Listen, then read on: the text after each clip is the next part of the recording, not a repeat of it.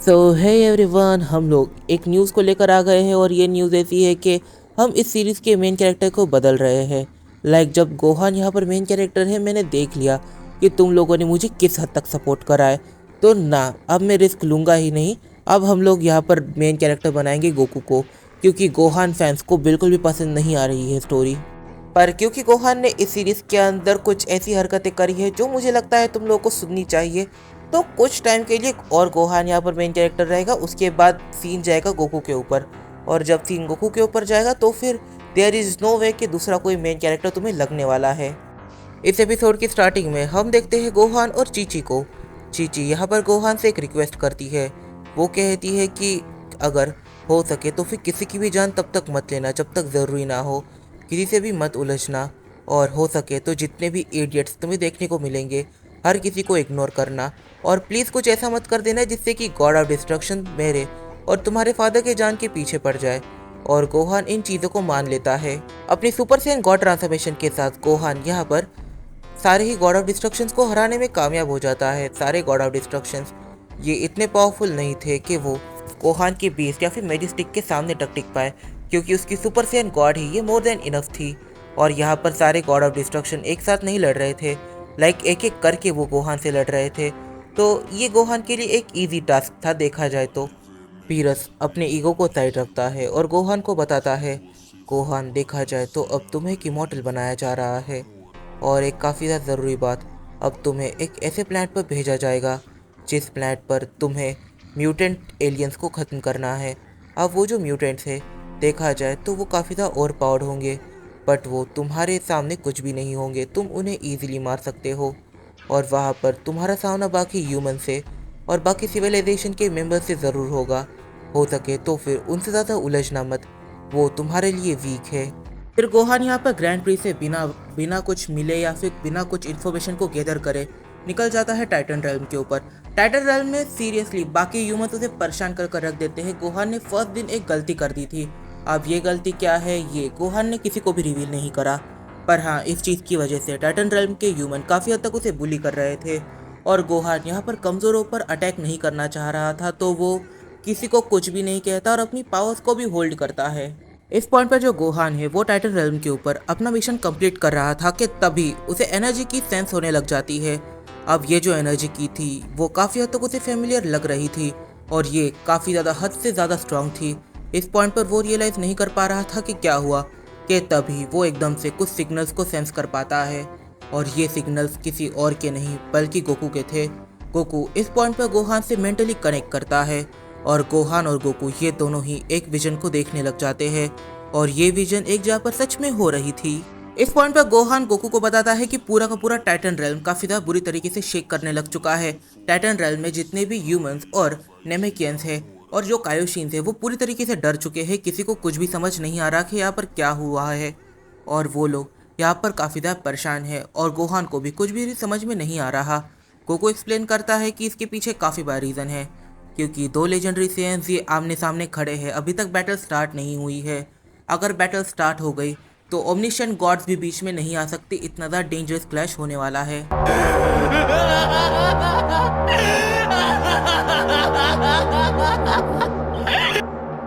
हम लोग देखते हैं यहाँ पर ब्रॉली को। ब्रॉली ने एक हाथ से अपने चेहरे को पकड़ा हुआ था। ऐसा लग रहा था कि ब्रॉली यहाँ पर ऊपर देखने की कोशिश कर रहा है। ब्रॉली की आँख ये गोल्डन लग रही है। हम देखते से समझ सकते हैं कि कुछ ना कुछ चेंज हुआ है। इस पॉइंट पर जो लॉर्ड ओकुमो है वो नीचे देखने लग जाते हैं। इस पॉइंट पर लॉर्ड ओकुमो ब्रॉली को ही देख रहे थे। उनकी भी आँख पूरी तरीके से गोल्डन है। लॉर्ड ओकुमो ब्रॉली से कहते हैं, मैं जानता हूँ कि आखिर तुम्हारा दिल मुझे जान से मारने के लिए मचल रहा है, क्योंकि जब दो लेजेंडरी सेंस आमने सामने आते हैं तब उनका सेंट ब्लड ये इतना ज़्यादा भयंकर खोलता है कि वो अपनी बेस ट्रांसफॉर्मेशन में रुक ही नहीं सकते।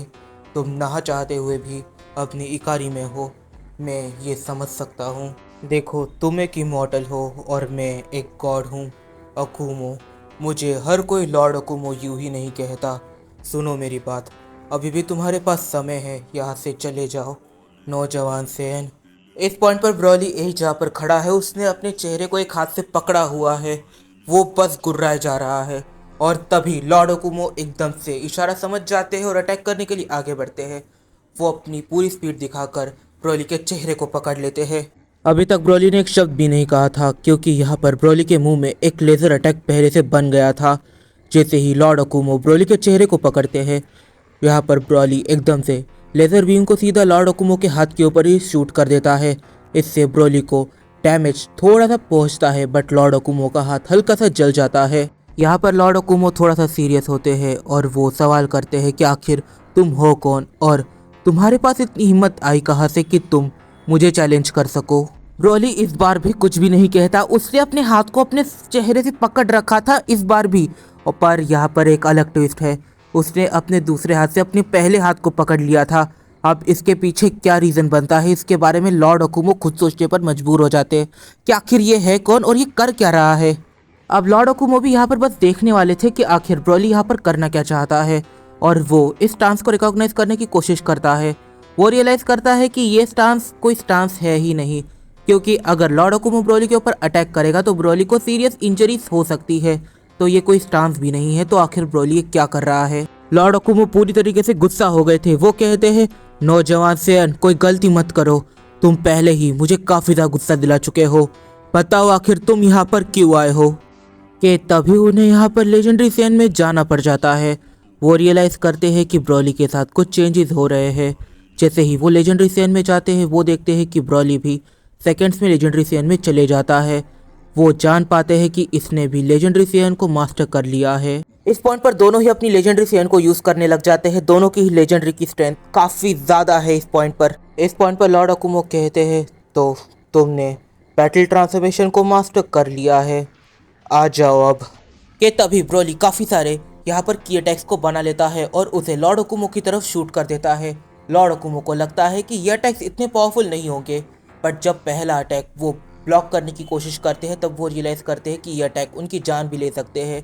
फिर बाद में सारे अटैक्स को वो डॉच कर रहे थे। इस पॉइंट पर जो ब्रोली के एम थे वो काफ़ी ज़्यादा परफेक्ट थे। लाइक बंदा जहाँ पर मारने की कोशिश कर रहा है वहाँ पर एग्जैक्ट लग रहा है। इस वजह से लॉर्ड ओकुमो को यहाँ पर ये चीज़ रियलाइज़ होती है कि ब्रोली की एक्यूरेसी ये काफ़ी ज़्यादा है और उसके पास स्ट्रेंथ भी अच्छी खासी है।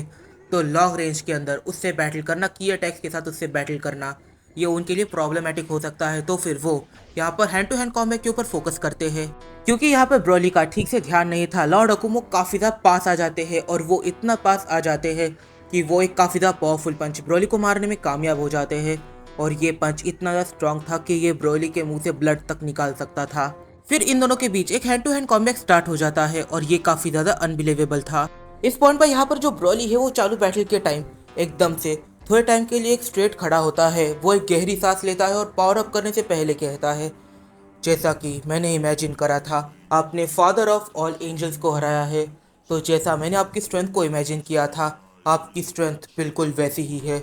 आप वाकई में अनबीटेबल हो। आपको हराना ये किसी के लिए भी नेक्स्ट टू इम्पॉसिबल हो सकता है। और ये चीज़ शोकेस कर रही है कि फादर ऑफ ऑल सेंस का टाइटल आप पर कितना सूट करता है। इस पॉइंट पर लॉर्ड ओकुमो के चेहरे पर एक स्माइल आती है और लॉर्ड ओकुमो सीरियसली कहते हैं कि अगर मैंने अपने जवानी के किस्से यहाँ पर सुना दिए तो तुम तो मेरे पैर दबाने लग जाओगे। और ये चीज़ ये इंडिकेट कर रही है कि ब्रोली यहाँ पर कोई नया लेजेंडरी शेयर नहीं है जिससे लॉर्ड ओकुमो लड़ रहे थे। कि तभी ब्रोली एकदम से यहाँ पर घबराने लग जाता है और यहाँ पर हम देख सकते हैं कि ब्रोली के आसपास एक काफ़ी ज़्यादा डिफरेंट टाइप का ऑरा हमें देखने को मिल जाता है। ब्रोली पूरी तरीके से शॉक में है। वो एकदम से सवाल करता है, एक मिनट ये यहाँ पर क्या हो रहा है। और फिर ब्रोली एकदम से गहरी सांस लेता है और कहता है, मैं कई बार ये भूल जाता हूँ कि आखिर तुम्हारी स्ट्रेंथ इतनी कम तो नहीं होगी, क्योंकि तुमने फादर ऑफ ऑल एंजल्स को हराया है। और हम देख पाते हैं अर्चोनेमस मास्टर्ड अल्ट्रा इंस्टेंट। इस पॉइंट पर जो लॉर्ड ओकुमो है वो ब्रोली से फिर एक बार ये सवाल करते हैं, क्या तुम अभी भी इस चैलेंज को कंटिन्यू रखने का सोच रहे हो। अब अगर तुम यहाँ पर इस चैलेंज को कंटिन्यू रखने का सोच रहे हो तो लेट मी क्लियर कि मैं तुम्हें बिल्कुल भी नहीं छोड़ूंगा और ये तुम्हारी ज़िंदगी का आखिरी दिन हो सकता है। इस पॉइंट पर यहाँ पर जो गोकू है और गोहान है वो दोनों एक दूसरे से अपने मेंटल टेलीपैथी के थ्रू कनेक्ट कर रहे थे। लाइक वो मेंटली एक दूसरे से कनेक्टेड थे। यहाँ पर जो गोहान है वो सवाल करता है, क्या यहाँ पर ब्रोली लॉर्ड अकुमो को हरा देगा। फिर बाद में गोहान कहता है हाँ ब्रॉली लॉर्ड अकुमो को हरा देगा। गोकू इस पॉइंट पर कहता है ये पॉसिबल ही नहीं है, मैं और ब्रॉली हम दोनों के बीच में पावर्स का एक काफ़ी बड़ा गैप है, और अगर मैं खुद चाहूँ लॉर्ड अकुमो को हराना तो फिर मेरी 100% यहाँ पर कम है, मैं स्टिल वीक हूँ लॉर्ड अकुमो के सामने, और ब्रॉली मुझसे काफ़ी ज़्यादा वीक है। लाइक हम लोगों में पावर्स का 25% गैप आ जाता है। अगर वो कोई न्यू ट्रांसफॉर्मेशन भी अचीव कर ले तो ये उतनी कारगर नहीं होगी। पर हाँ, एक चीज़ तो क्लियर है कि जो ब्रॉली की इमेंस स्ट्रेंथ है वो उसे लॉर्ड अकुमो के टक्कर में लाकर ज़रूर छोड़ देगी। सो है एवरीवन, कैसे हो तुम सभी? आई नो वीडियो थोड़ी सी डिले हो चुकी है, सॉरी फॉर दैट। अब मैं यहाँ पर कोई भी बहाना नहीं बनाऊँगा। अगर तुम्हें वीडियो पसंद आई है तो तुम वीडियो को लाइक कर सकते हो, चाहे पर नए हो तो सब्सक्राइब कर सकते हो। ये तुम्हारा खुद का ओपिनियन मैटर करता है। कमेंट करना है तो कर सकते हो, अगर नहीं करना है तो मत करो। मिलते हैं अपनी अगली वीडियो में, तब तक के लिए बाय बाय।